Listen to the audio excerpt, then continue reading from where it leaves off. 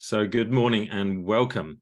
This is the latest episode of the How to Get the Most Out of Your AJC, I haven't said this for a while, Coaching Career School Experience. And my lovely, cheerful, smiley guest this morning is Rajni Ghir. Good morning, Rajni. Good morning, Dave. How are you? I am doing great. I'm really excited to be here. As you can see, I put on the red. I can. It's just wonderful. Rajni sent me this really nice voice message about an hour ago. It was like, I'm so excited to come and chat. So that's so lovely to receive that. Thank you. I really like that. I was busy torturing my muscles on I got a yoga mat for Father's Day. I mean, how 21st century dad is that? Seriously. Downward dog, Dad. Come on. Yeah, so yeah. No, I hadn't looked at it like that way. Yeah, anyway, I thought it was cool. So that's what I was doing at the time. So thanks for that. We're going to kick off today. Raj is going to introduce herself, tell us a little bit about her. Over to you. Sure. So there is the bio from the school last year, and I want to go a bit off-piste because that's what I've been doing lately, and I've been enjoying it. So awesome. Off the piste we go. Off the piste we go. So yeah, a bit about me. So I'm a life and business coach. I've been doing this full time for the past 3 and a bit years, and the journey to this point has been very, very interesting looking back at it now. And I think what I want to share about that, I don't want to go through the whole bio, we'd be here for a while, but one of the things I was noticing as I was reflecting on my journey this morning was, as a child, I was very hyperactive. I'm from a very, very big family. So my dad is one of 11. Oh, wow. My mum's one of 3, so smaller family, but 40 plus cousins. I'm the second youngest of that generation. And so there was always a lot of people in and out of my life. And so, coming in and out of the doors in the house, we'd all go to school together. There was 8 of us in the same school in all different years. So everybody knew who we were. And we came as and one thing I noticed in myself is that there's always been this deep connection with human beings that has been the core of who I am, and the thriving in that of being with people. And so I was really hyperactive as a child, not the least of which was probably due to the fact that my grandmother used to, your grandparents give you sweets. She used to have glucose tablets. So I used to have a few glucose tablets now and again. So I'm sure that helped. And I just noticed as a child that I would lose myself in everything I was doing. And it's really interesting to think about it now, but there would be no self-consciousness. Yeah. It would be, I'm just in the moment. And there was so much of that. And I was reflecting back on it, just some memories of being in primary school and losing myself, and being with people and feeling this sense of, when people come alive, I do too. And this is what I want to do. I want people to be alive fully and to laugh and be in a state of joy. And I noticed through my journey, I got into secondary school and then I had a bit more of the self-consciousness. Yeah. Of how does my hair look? How do I look? Like, am I as pretty as the other girls? All this kind of stuff. And, and I still had that sense of me. But what I started to notice looking back now is that there was just more of an identity forming, more of like but I'm the fun, bubbly one, so I've got to be that all the time. And so there was more pressure on it and not so much of the losing myself as I had as a kid. And so there's one particular thing. So I went to Nepal in 2010 and I was volunteering in an orphanage there with these children. And it was one of the biggest soul shifting moments for me. I was there for a month looking after these children, and I just saw myself in them in a way I hadn't seen myself for a long time. And I was so pulled to be with them. And I remember some of the other volunteers were like, we're going to go shopping today. Do you want to come? And I just was like, no, I can't leave these children. I have to be here. And I was spending time. And there was one particular boy, he was 13 years old. And now I reflect back on it, I don't think I realized at the time, but he was me and I was him. And I just felt this like impact of, whoa, something here I need to see. And at the time I attributed it to I need to be with him. And so when I left, I was honestly heartbroken. Like I felt it in my chest. There was this almost this pain. And so when I came back, I'd finished university and I was looking for a job, and I kind of got caught up in that this is what I should do now. I need to get the job and do prescription and get the good job, get the house, get married, have kids, do this, da da da da da da da da. And so it was kind of just starting on this conveyor belt. So I found the job, but I was still searching. And I started working in a corporate job. And it was the people that kept me there, not the work. And I love that. I'm sorry, I don't interrupt, but I just like certain things just like leap out. And I loved what you said then. So what I heard was I found the job, but I was still searching. I think so many people will relate to that. Like your description there of you followed, what is societally the typical path, university or, into work, whatever route that comes on. I'm not saying everyone goes to uni, obviously they don't, but the doing what's expected. And so you find that next piece of the jigsaw, and then it's like, oh, hang on, but I'm still looking for something. And did you have a sense at that point of what it was you were looking for, or was it still, I'm looking for something, I haven't quite figured out what it is yet? Yeah, for me at the time, what I'd attributed it to was I'm searching for a way to help humanity. Wow. And I what it is. And so when I was volunteering, it was like, okay, I need to open an orphanage, I need to do this, I need to change the world. And I actually got very overwhelmed by that. And so it was easier for me to go back into what I call the prescription, of course. Yeah. Right. Yeah. And so, I went back into that. And in 2019, I'd been there for, gosh, how many years was that? 5 years, 6 years actually. And I hit a wall, anxiety. My parents actually stopped me from going to work that day because I'd had 3 panic attacks in the space of 3 days. Wow. And I was literally going out the door, and my dad was like, no, we're taking you. And I was fighting him. I was like, no, I'm going to work. And they're like, no, you're not. You need to come. We need to go see somebody. And I remember going to the GP, and they said to me, look, we think you're depressed. You need to stop. And they gave me some anti-anxiety medication. They gave me 10 tablets of diazepam, and they said, if you've got private healthcare, get some counselling. And I remember coming home and being like, no, but I'm the bubbly one. I'm the fun one. Yeah. No, this doesn't fit. Yeah. And I remember sitting on my bed, and I had this moment of, I call it wisdom. Yeah. But it was a moment of, I wasn't always this way. And it wasn't a moment spoken with words, but this is how I would express it now. It was just this sense, like I wasn't always this way. So if this has been created, I must be able to uncreate this and create something different. Wow. And I took medication, I put it in the drawer, and I just said, I'm not having that. And I ended up being off for 4 months. And I call it my pre-lockdown because it was in 2019. For 4 months, I was at home. Wow. Yeah. And I was asking all the questions, like, what's the point? Why am I here? Like, what the hell's going on? Like, what do I want to do? Who do I want to be? And I'd had some, touch points with personal development and with spirituality from growing up. My parents follow a spiritual path. My family does. And so there was faith there. And I kind of just went on this journey. And through that, I found coaching. I had counseling, found coaching. And there was a real stake in the ground commitment moment in January 2020, where I was in bed and I had done 4 months off work. I had done 4 months return to work.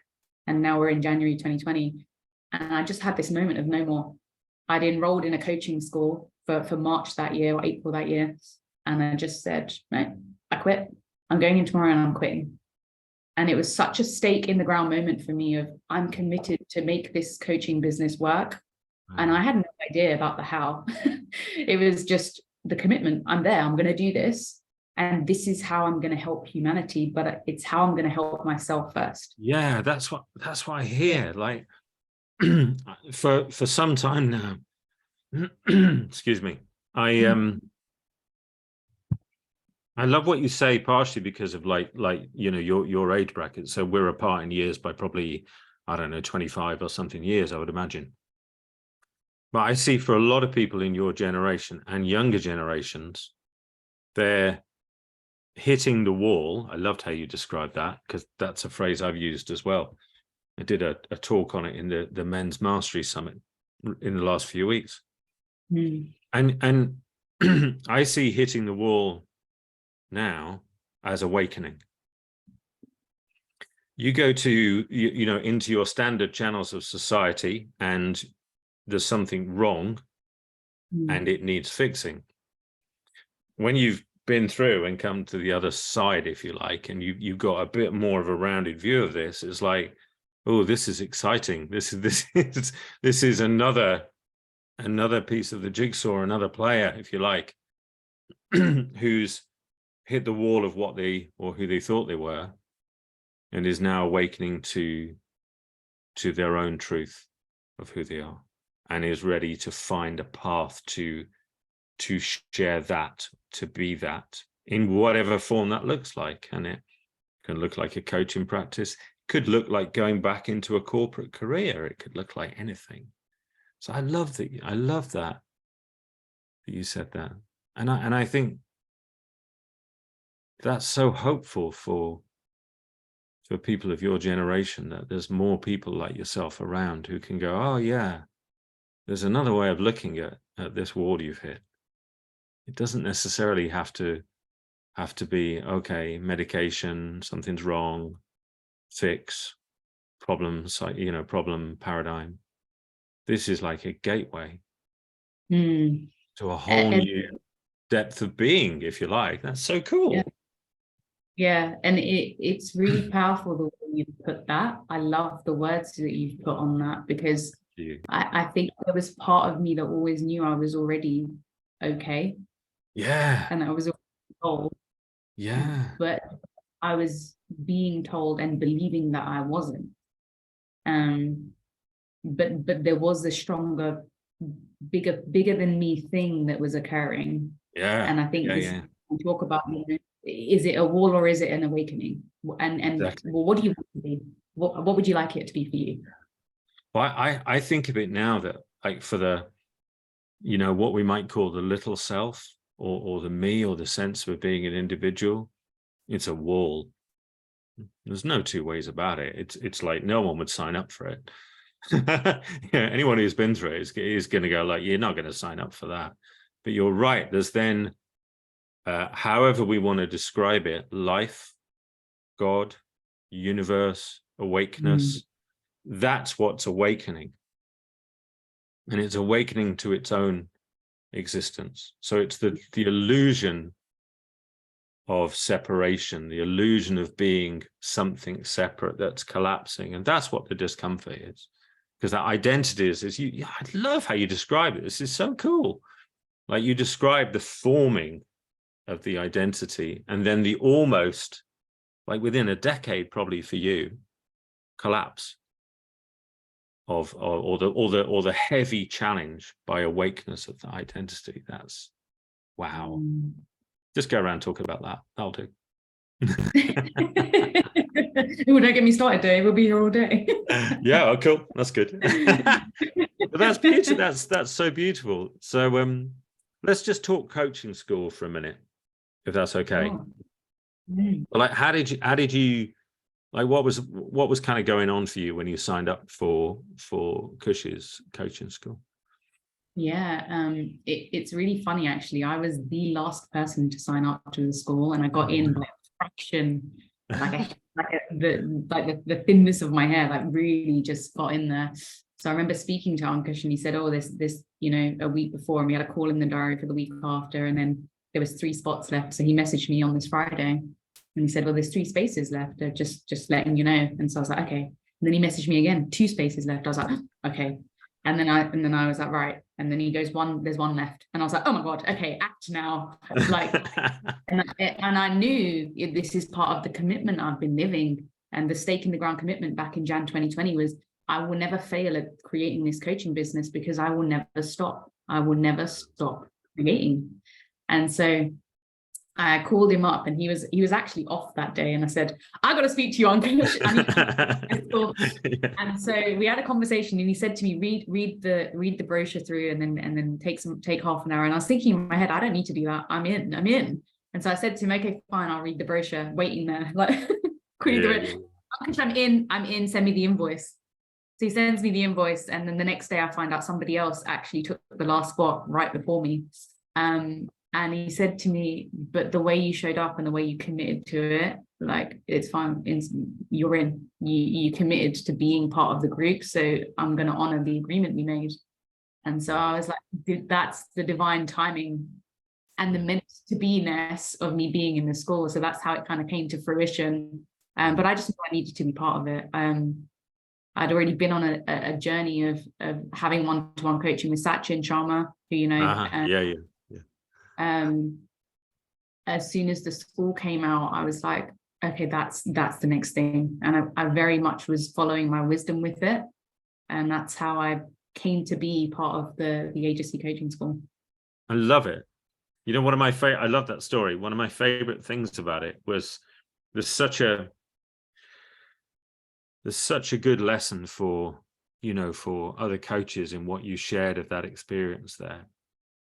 Like, so even when you were like, you were ready, you were standing at the doorway, and you were basically banging on the door going, Ankush, let me in, let me in, let me in. He still slowed you down. So he still went, okay, cool. Read the brochure. No, you know, and over, you know, since the preparation for the school, like, that lesson has come back to me a million times. Like the power, and I see it like when I'm doing my stretchy exercises and stuff. Like, it's almost, I can't go slow enough. Do you know what I mean? I can't. It's such a beautiful expression to get that slow, and with it comes a lightness, I think, of like, yeah, brilliant, you're in, that's fantastic. Now just go away, read through again, because that helps you go inside, doesn't it? That's what I'm hearing. And like, your commitment is nurtured, and then you start saying things like, well, I'm going to succeed because I ain't ever giving this thing up. It's really now just a question of this thing that we call time, because I'm just going to keep showing up, keep committing, keep recommitting. That's beautiful, isn't it? Yeah, and I love what you said about the recommitting. You know, something I've really seen on the journey, and I saw it in the school too, you know, recommitting to service. And so having an infinite do-over on, okay, I'm recommitting to service. And what I was noticing was, you know, I'm in service, and there's times where I get caught up, and then I come back to service, and there's times when I get caught up. And can I forgive that getting caught up infinite number of times without judging myself? And that's been such a key part in the transformation that I've experienced, is the infinite forgiveness of getting caught up in my thinking or the ego about the identity that I might be having in that moment, and coming back to what would serve the person in front of me, not what would serve me. You know, what would serve humanity. I love that. That's so powerful. Like, just to get a glimpse and be able to articulate in the way you just have, that infinite forgiveness that's available. It's completely pervasive, actually, as far as I can see. It's like, in fact, it's taken care of. It's really a question of like, whether we spot it or not. It's all forgiven. It's like a predetermined, you know, well, you're going to miss it, forgiven. And you're going to forget to forgive, forgiven. And you'll forget to forgive, yeah, forgiven. It's like, yeah, that's beautiful. So the school itself, what changed for you the most that maybe you didn't expect?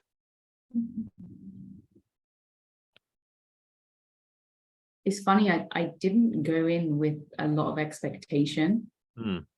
I went in with a lot of commitment. Commitment that whatever shows up is perfect for me. and I'm committed to creating and showing up in my business like I never have before.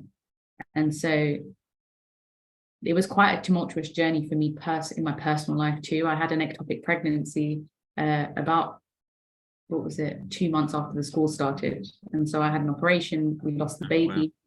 But what I saw in my personal transformation throughout the school, which I guess maybe I wasn't expecting in a way, was that I changed immensely. There was a level of vulnerability within me and radical honesty that started to come out in ways. And it was like, and I've got, let me just get something I want to show you. Yeah, go for it. This is something now that is a picture of me, a bit gappy in the teeth area. But let's say that's 9 or 10-year-old me. This is what started to appear for me. This level of radical honesty, no filtered vulnerability, of sharing who I am. And it was dropping limitation, dropping identity, dropping this stuff about me. So with the ectopic, sharing really openly about my experience, and I had a very powerful experience coming out of the operation where I just dropped into a complete okayness.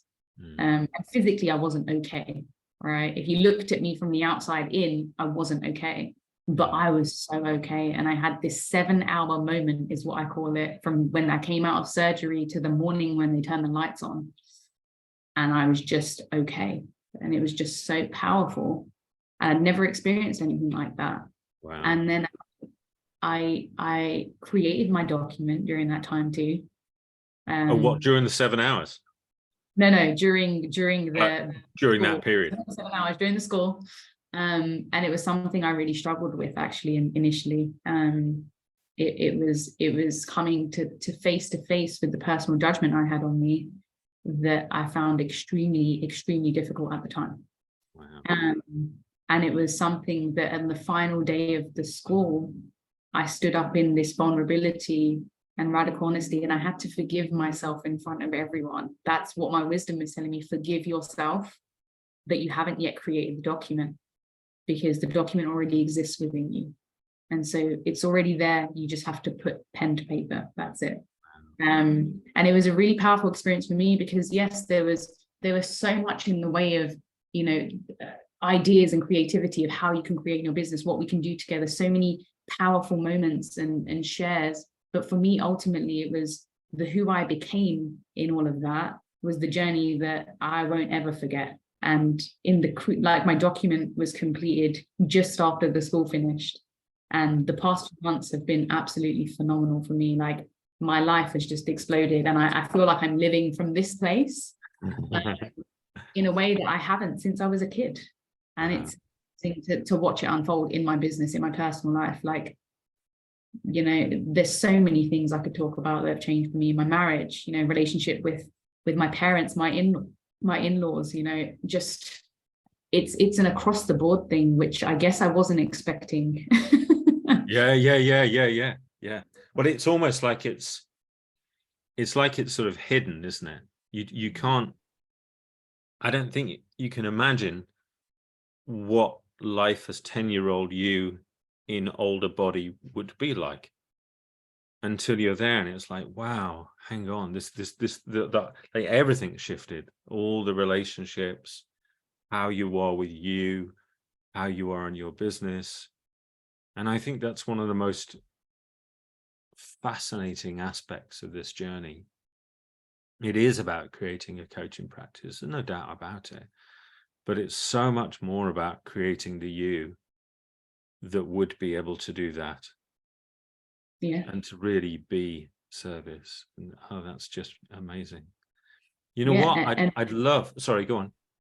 Oh, I was just going to add, I created a group program, actually. It's the first of its kind, and I had never done it before. And I put, again, another commitment stake in the ground moment in September last year when the school started. I'm going to create a group program. And I went away for a trip in Wales to go see this venue. And I ended up being in a field on my own with no Wi-Fi and no reception. And I was sitting there, and it got created, and it was called Becoming You. And one of the parts of the journey for me through the school was, well, if I'm going to deliver Becoming You, I need to live into that. You know, who am I? Who am I becoming? And so that was a massive part of my journey. And it was the best, most powerful work I've ever created, because it was coming from having fun. It was coming from joy, lightness. What do I want to create? Why am I doing this? And I want to live in my highest expression so that others can live in theirs, not so they can be me, but so they can be them, whoever they are, whoever they want to be. I love that phrase. I want to live in my highest expression so others can do that too. Words to that effect. Beautiful. I want to hear this document. It's like pulsing through every vein in my body. So here's what I want to do first, is say thank you. I love how you've shown up in this call. We could comfortably keep this going for the entire day. I'm just tempted to like switch it to a live stream and just let people come in and bathe in what you've seen and who you're being. So thank you so much for that. Can you share with people how they can get to know you, how they can get in touch with you, how they can maybe hear about upcoming programs, etc., so they can taste this pure water that you're now drinking? Because I think people would like that. Thank you so much. That's just so beautiful. I'm going to soak that in for a moment. Powerful words. Thank you. And before I do that, I just wanted to show everyone my amazing flares. So there we go. Yeah. They're very cool. Yeah. I'm not going to be doing that for a whole host of reasons. Get some more yoga in and then we can have another call. Yeah. Lack of cool flares will be my excuse for now. I had to show them because what I'm living at the moment is creating my external world to be a reflection of the inner one. And that's why I'm sharing the flares with you. Oh, I love it. Love it. So where can people reach me? So Instagram is great, at shape, as in the shape _coaching.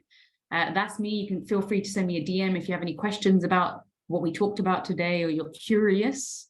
I'd love to have a conversation. Or on Facebook, Rajni Ghir, so Rajni. Ghir is Ghir, and happy for you to add me on Facebook and send me a DM. Brilliant. Amazing. Thank you. We're going to finish with your document. Oh, yes. I am free.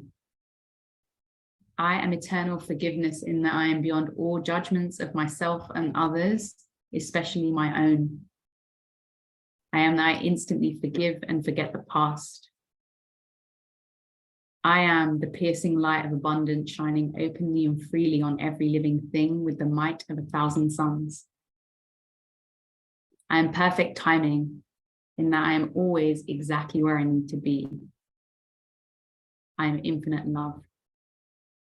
I am the sexiest and most beautiful woman on the planet. I am that I love and respect every inch of my gorgeous body. My body is a reflection of my deep and fierce self-love. I am that I speak only my authentic truth into this world. I am funny, playful, and I love to laugh exactly like 10-year-old me. I am that my vulnerability and radical honesty is my unique superpower.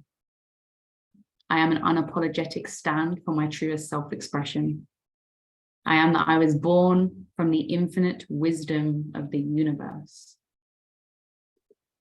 I am that I lead the way for everyone I touch to love themselves as deeply and as fiercely as I do. I am an outrageously loving wife to my sexy, quirky, hilarious, patient, and loving husband, Amit. I am that I listen to and love Amit from the depths of my soul, the depths of which deepen each time I speak this. I am a loving and thoughtful daughter to both sets of my incredible parents. I'm a masterful creator of deep, fun, and loving relationships. I am that I create others as masterfully as I create myself. I am that my presence ignites the true essence in everyone I be with. I am the greatest mother of all time. I am that my commitments are equal to that of a mother's commitment. I am that I delight in lovingly acknowledging myself and others honestly, openly, and often. I am that every man, woman, and child are my equals. I am that I accept all love as a warm embrace. I am daily dedication to my spiritual practice. I am addicted to sitting in stillness.